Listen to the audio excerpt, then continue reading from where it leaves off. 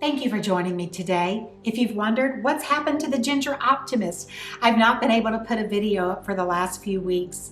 It's because COVID hit my family and it hit hard. I lost both my mom and my dad to COVID within a matter of 5 days. Am I sad? Of course I am. Did I cry a lot? Of course. That was my precious mommy and daddy that I loved so much.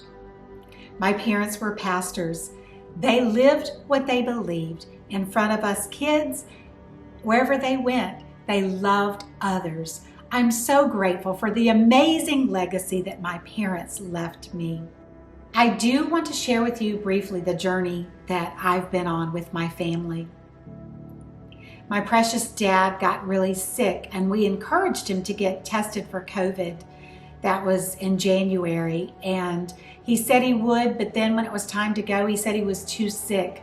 They eventually ended up taking him by ambulance to the hospital where they did find out that he had COVID and pneumonia. My mom had tested positive for COVID, but we were so grateful. She did not have any symptoms of COVID. She was asymptomatic. That was so wonderful. We were so happy about that. I'll never forget, on a Wednesday night, my sister told my precious mom, "Mom, it looks like Dad is not going to get better and he's not going to come home." In fact, we had planned for my mom, once she was COVID-free, to come be with us. And she said that would be okay.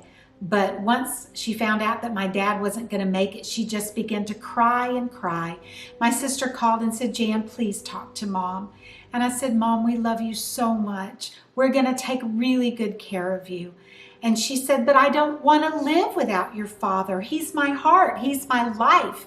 They had just celebrated on December 25th, 64 years of marriage.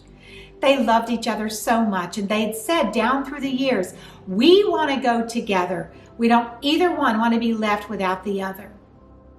Do you know, that's kind of what happened. The doctors called and said, "How quickly can you get to the hospital? We're going to let you come and say goodbye to your dad." And so we got there as quick as we could.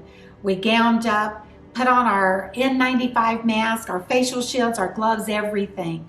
We went in, and even though my dad was not able to speak or anything, we still spent 20 minutes that they gave us to tell him how much we loved him. Well, he's quite the trooper. He ended up pulling through for a few more days, and they ended up putting him in hospice.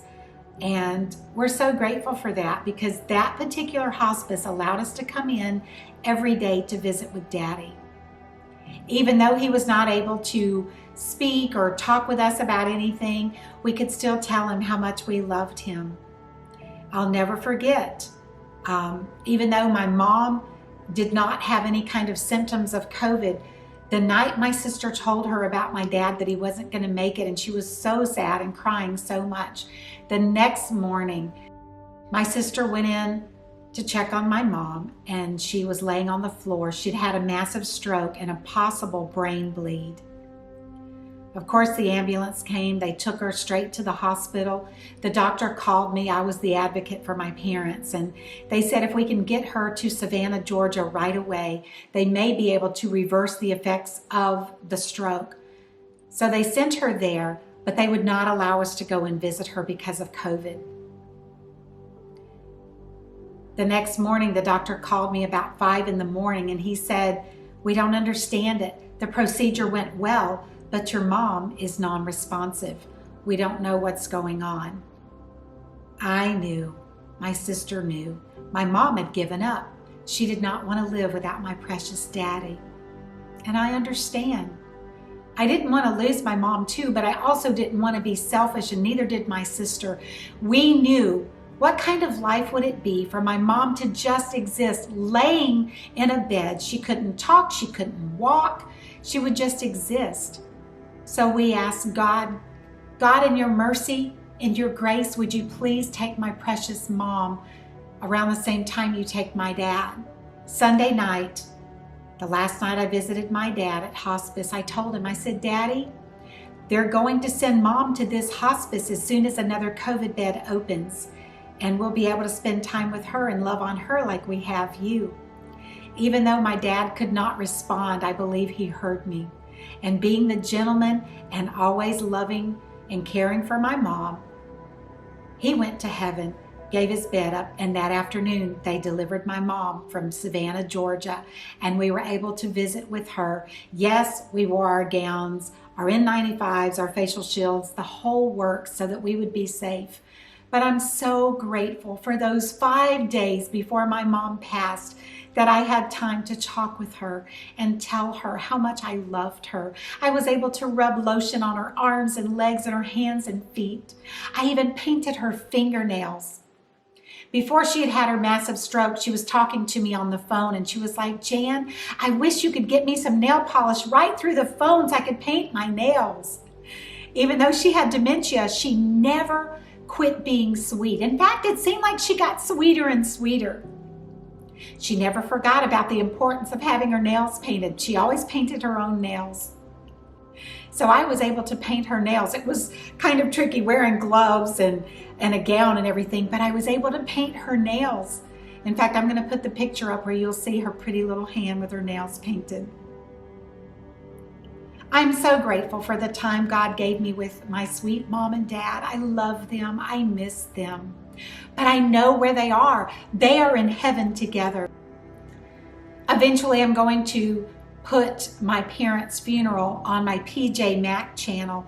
And at that time, I will link it here. And you might think, well, who would want to watch somebody's funeral? But can I tell you, it was a beautiful celebration of two precious people that loved God and loved each other and loved people more than life. My parents retired 9 years ago and moved to Soperton, Georgia. And I was amazed when one of my nieces went to pick up some fried chicken at my parents' favorite fried chicken place there in Soperton. When she told them how my parents had passed, some of the workers began to cry. That really touched my heart because it let me know that even though they were retired, they continued to reach out in love to whoever they came in contact with. My parents did not have much to leave my sister and I, but you know, they really did. They left us an incredible legacy of love, a love for God, a love for others. I know for a fact my parents lived what they believed, day in, day out. They also impacted so many lives, and my life was one of those lives that was changed. I received a private message 1 or 2 nights before my mom's funeral, my mom and dad's funeral, and one of the ladies had reached out to me from my parents' church and they said, you know, we knew when we contacted your mom for prayer not to worry because God heard her and he always answered her. Wow, what an amazing legacy. A woman and man of faith and of love. Can I encourage you in something? You never know how much time your loved ones have left on this earth. Call them. If they're far away, FaceTime with them if they're willing. Let them know how much you love them. You never know, just like we didn't know at Christmas that would be our last Christmas with our sweet mom and dad. Love on your family, even if it's from afar. Reach out to them. God bless, my friend.